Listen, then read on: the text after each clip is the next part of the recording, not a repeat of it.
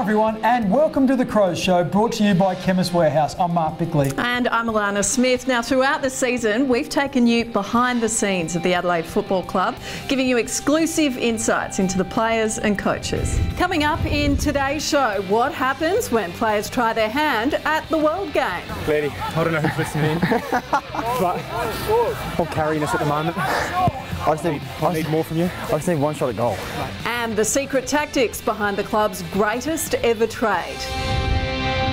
But first, only 4 players have kicked 100 goals or more since the turn of the century. The last to do so was Lance Franklin in 2008 when he played for the Hawks. Since then, no one has even got into the 90s. So, will we ever see the feat achieved again? It is a sight we may not see again. Fans invading the Oval to celebrate a milestone moment. Tony Modra, goal number 100 for the season. He kicks. I think he's got it. Well done, Anthony Modra. Pretty much in front, so yeah, kicked the goal, and then all I remember was it was a fantastic feeling, the players coming around embracing me before the crowd ran out, so that was a very special moment. Tactics are constantly evolving, and the modern game lends itself to successful teams having a spread of goal kickers. Right now the trend is not. It's a very defensive game, but the rules are continually changing. I think the spectators want to see scoring, the AFL wants scoring, so who knows, it may come back in vogue. When I first started, I was in the 4 pocket with Fev, and Fev would kick bags of goals and we wouldn't leave the 450. The ball would be in our defensive 50. We'll be just having a yarn down the 450, but you know, it's tough. The game's changed. You know, these days you have to get up the ground and then get back, and it's pretty quick. The game's just flies. Fans enjoy a high-scoring match no matter who from their team is kicking them. I love when people kick bags of goals, but like you said, it's hard these days, and you know, some days you might have a great day and you might turn it on, and other days you know, someone else might bob up and kick 3 or 4. Probably one of our strengths is our ability to be multi-pronged, so if teams want to come and try and defend one, we've got other avenues to goal, and probably our biggest strength is our selflessness. The guys are willing to share it around. They don't care who kicks a goal as long as the team kicks a goal. As one of a select group to have achieved the feat, Modra hasn't given up hope. It can definitely happen again. I mean, you get a lot of players these days who've got a lot of attributes to their game, so yeah, no, it can definitely happen again, and I'm looking forward to the day it does, because I know my kids would love to run out in the ground as well and celebrate when they do kick their 100th. Hopefully it happens here soon at Adelaide Oval.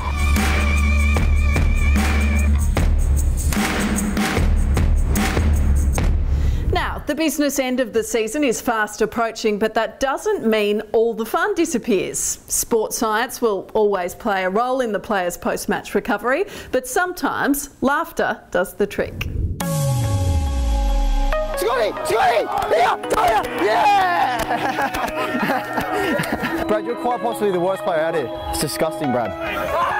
Oh my God, Sig. Get on the bench. Generally we start the week with a bit of soccer. It's a nice way to get the legs going again early in the week. Also a bit of fun for the boys, as you probably saw today. Yeah, so basically the flush session, we try and get the boys out moving to promote recovery. So it starts off with some steady state running. They do a little bit of kicking and handballing, and then we finish with a game of soccer to lift the mood, I guess. Yeah! We've got 3 blokes in the back post. I'm the most dangerous here. Capable of finishing.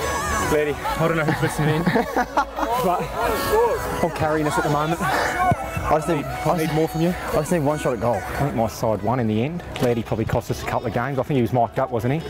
Yeah, he really hurt us. He's now up to a grasshopper, but probably didn't pull his weight today. He got a bit of ahead of himself. Yeah, he needs to stay within his restrictions, and clearly today he stepped outside that and really cost us a couple of times. So it's a mental and physical sort of rejuvenation. It's a way of keeping the boys moving while they have a little bit of fun, a little bit of banter amongst themselves, and yeah, as I said, lifts the mood. Scotty, oh boy, oh.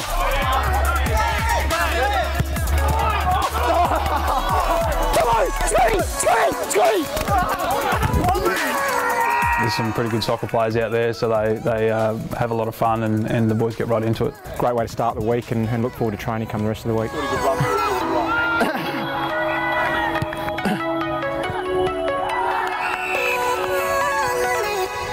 Stay with us. When Alana returns after the break, Smithers tries to get one back on his line coach.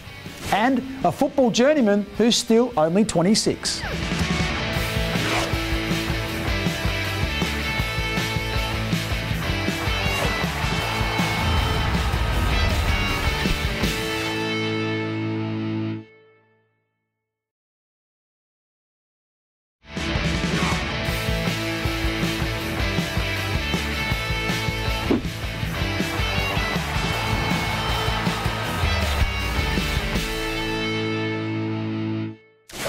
Welcome back. Lately, there has been a great deal of talk about contracted players meeting with rivals as they weigh up offers to change clubs.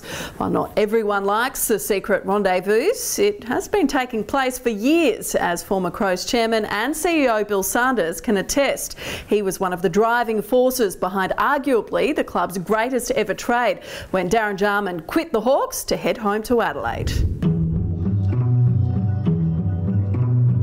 As a leading sports administrator, Bill Sanders never thought he would end up hiding in a bathroom in pursuit of a player's signature. For an hour, I've hid in the bathroom while the Hawthorn CEO's out there talking to Darren. So, how did the former Crows boss find himself trapped in then Hawk Darren Jarman's Melbourne home? On one occasion I was there. There was a knock at the door and Sue said, "Oh, it's the CEO of the club paying Darren a visit. Quick, you better hide." So I've gone into the bathroom. Jarman, one of South Australia's most talented footballers, had played in Hawthorn's 1991 premiership side, and the Crows had always held hopes of luring him back home. It required secrecy and persistence. At least once a week I would go and visit Darren out at their place out at Kew, and it was always a covert operation because we couldn't let on to Hawthorn that we were interested in. So I'd go to Darren's place, knock on the door, look around and sneak inside. Like any player trade, there was the need for plenty of wheeling and dealing. In the end, a 3-club swap of players and draft picks was required. It was probably one of the biggest trade deals I think that's ever gone down, and nearly had a huge complication at the deadline. Back-to-back premierships for the Crows, with Jarman playing a starring role up forward in both grand finals, meant all of the hard work was worthwhile.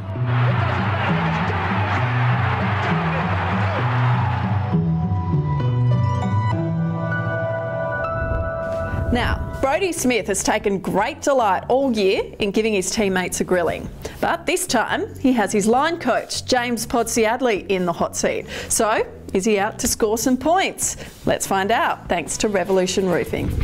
Welcome to the Victory Veranda hot seat. This week we're joined by a very special guest. It's got me pretty nervous, James Podsiadly. Thanks, Brad. All right, Pods. Where were you born, the team you supported growing up, and your favourite player? Born in Melbourne, lived in Spotswood, followed the Bulldogs and Chris Grant. Man crush? Brodie Smith. Favourite crouch? Ooh, Peter Crouch.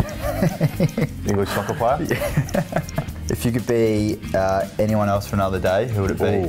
And why? Brodie Smith. If you were to go on a road trip, who from the club, coaches and players, would come and who wouldn't get an invite? Well, I reckon you're a popular vote. I don't mind your humour. Okay. Yeah. Tex? Actually, not Tex. He's not coming. How about just me and you go on a road trip?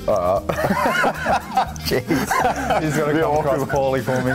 Pikey's favourite? Well, the obvious one is Sloaney, but behind closed doors in match committee, it's probably Brodie Smith. Which player at the club thinks they're the funniest and who is the funniest? Leave me out of it. Funniest is probably Brodie Smith. No, legit, like, we've got a group text message going on, and you're probably the funniest out of that. I am the funniest, yeah, that's fair. Let's be honest. Thinks he's funny, but he's not funny. He's probably the desk. Yeah. Oh, sorry for the people out there, Lairdy. They all know. They know by now, surely. Yeah. All right, thanks for joining us, Podsy. Thanks, Brodie. Now, Lewis Johnston is one of those players who was never able to fulfil his AFL potential because of injuries. The highly rated North Adelaide junior was drafted by Sydney, then traded to Adelaide, where he played just 8 games before being delisted. In this segment, Flying the Nest, brought to you by Flight Centre, we learn he's now a mortgage broker and playing for Norwood. Barry Robbins said he's the best kick for goal he's ever seen, and Josh Franco, who coaches him at North Adelaide, says the same. Never seen a better kick for goal. Drafted to the Swans at just 17, Lewis Johnston was the heir apparent to ageing stars Michael O'Loughlin and Barry Hall, but injuries restricted his early years. I missed my whole first season, then half my second, half my third, so I played about 25 games over 3 years, which 2 of them were in the AFL. Despite signing a 2-year contract extension with the Swans, Johnston found the prospect of moving back to Adelaide too enticing to resist. At the time, like I was 20, I'd been in Sydney for 3 years, just sort of always wanted to play for the Crows as a kid, and the opportunity come to move back to the Crows, and Tony Armstrong was looking to be traded, so I was lucky enough to get the opportunity to come home, be closer to family, and yeah, play for the Crows. Beautiful technique, and this one is home as well. Unfortunately for Johnston, a change of scenery didn't change his luck with injuries. First season, Tippo and Tex were in such great form, and then Tex did his knee the following year and I broke my leg the following day, so probably a bit unlucky at times. However, Johnston did cement his place in Crows history, not once, but twice. He kicked the team's last ever goal at Amy Stadium and the club's first ever goal at Adelaide Oval. Hands it back to Johnston, they're dead eye from outside 50 for the Crows. First goal at the new Adelaide Oval. Yeah, it's definitely a strange way to be remembered, I suppose. These days, Johnston plies his trade as a mortgage broker, but he'll always look back fondly on his time at the Crows. I enjoyed my time. It was a great learning experience, and it's definitely assisted me to, I suppose, maturing as a man. And I wouldn't be here now if it wasn't for the AFL system. Still to come on The Crow Show, Rory Laird, small in stature but huge in talent, and the comical side of off-road driving.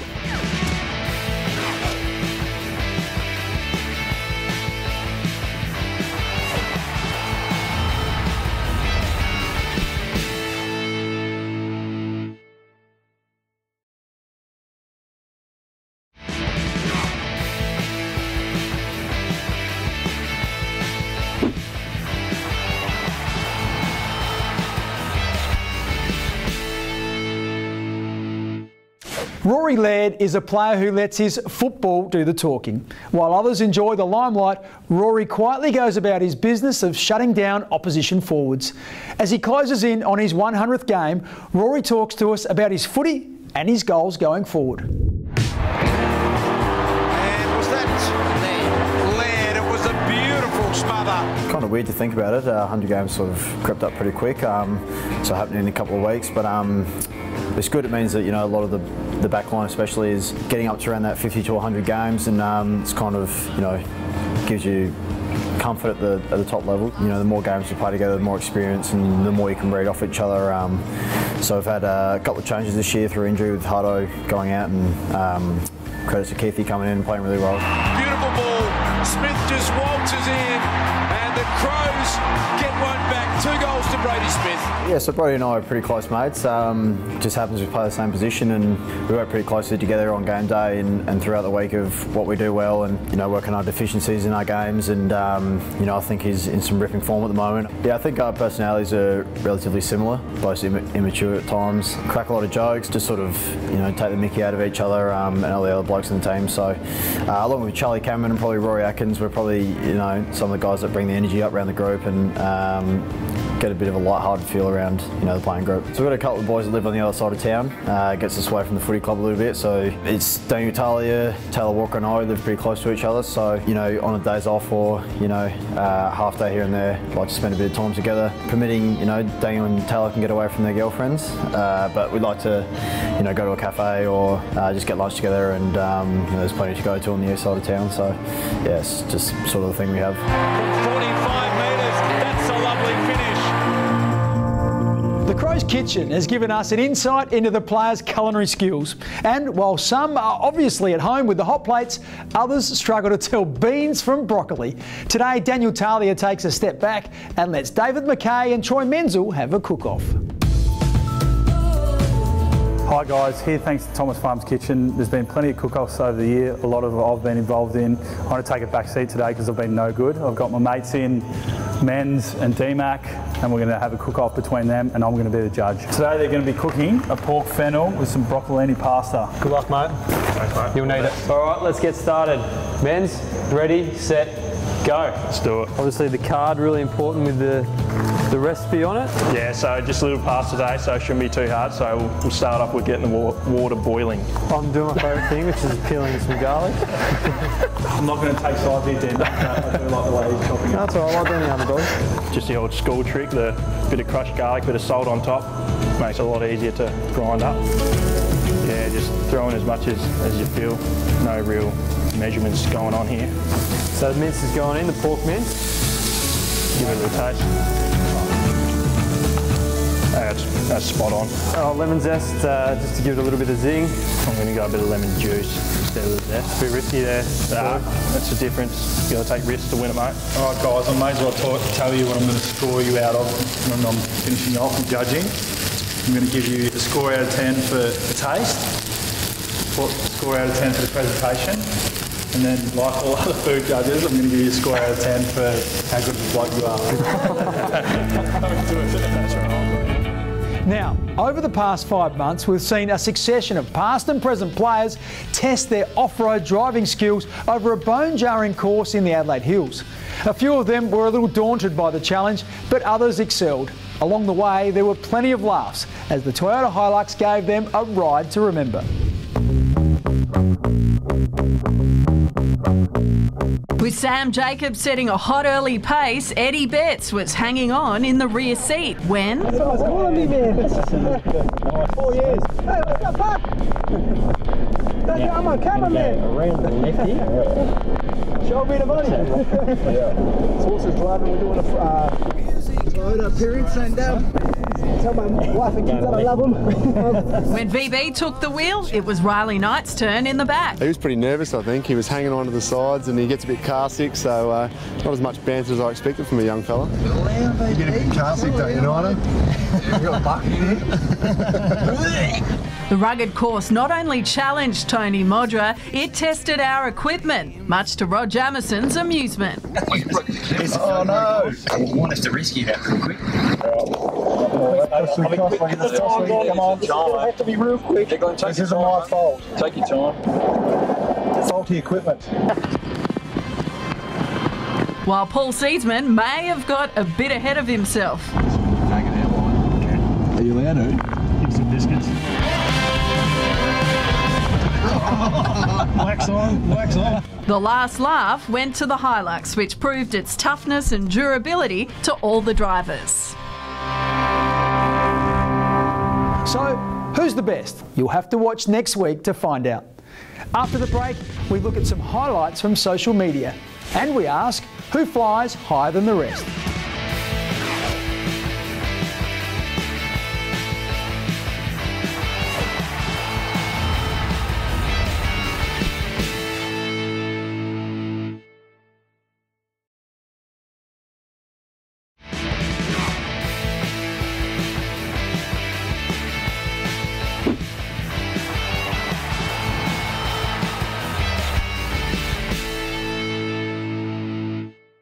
Turning now to the Crows' social media, and the club is delighted that its 3 sites, Facebook, Twitter and Instagram, are the fastest growing platforms in the AFL.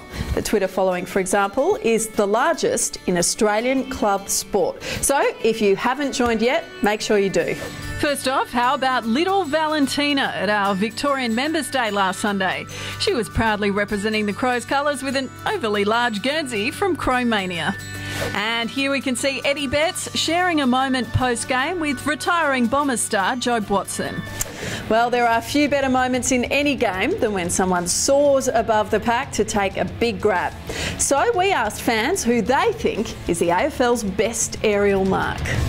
Joe Danaher. Jeremy Howe. Jeremy Howe. Dustin Martin. Joe Danaher. Dustin Martin. Eddie Betts. You can't beat Brett Burton. At the moment, Jeremy Howe probably. McGovern. Probably Taylor Walker. I'll put a little Betsy on that one. Jeremy Howe. Oh, come on. Got to be Mitch McGovern every day of the week. Come on. Sorry, Charlie Cameron. Yeah, right. We'll go there. Okay, time now to go looking for our face in the crowd. Plenty to choose from here. Let's settle on you. If you recognise yourself, contact the club by 5 p.m. next Wednesday. Be ready with some photo ID and a merchandise pack will be all yours.